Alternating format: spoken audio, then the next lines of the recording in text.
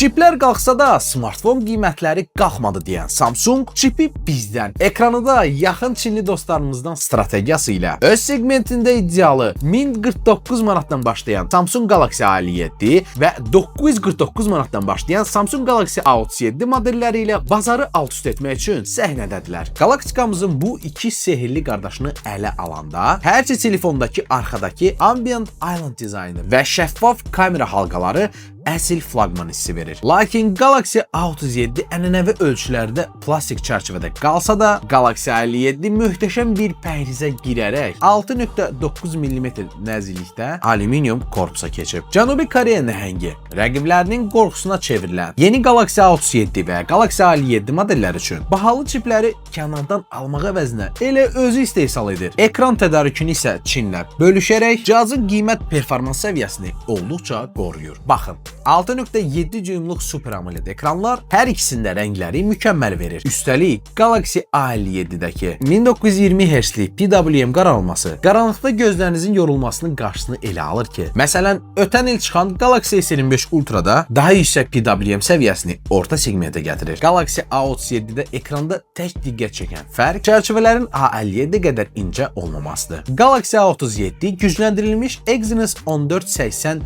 chipseti ilə gündəlik ehtiyacları stabil və problemsiz bağlayarkən, Galaxy A57 içindəki inqilabi Exynos 1680 çipi və AMD RDNA 3 texnologiyası, 13% böyüdülmüş buxar kamerası ən ağır oyunları belə qızmadan yağ kimi açır. 5000 mAh batareya isə sizə saatlarca oyun oynamağa dəstək olacaq. Kamera segmentində isə Cənubi Koreyalılar rəhm etməyib. İstər ucuz Galaxy A37-ni, istərsə də Galaxy A57-ni alın, hər ikisində nəhəng 50 megapiksellik sensor var. Yəni hər iki telefonda gecə çəkişlərində şəffaf, kəskin şəkillər alacaqsınız. Sadəcə A57 mənzərə çəkmək üçün geniş bucaqlı kamerada biraz daha idealdır. Cihazlara gələn süni intellekt xüsusiyyətləri də artıq Galaxy seriyası üçün uşaq oyuncağıdır. Bütün bunların üzərinə hər iki modelə tam 6 illik rəsmi yeniləmə zəmanətində verildiyini nəzərə alaraq, bu qardaşların 2026-cı ildə ən sevilən smartfonlardan biri olacaqlarını əminliklə deyə bilərik. Bir sözlə, bu smartfon flaqman təcrübəni büdcənizə uyğun səviyyədə əldə etmək üçün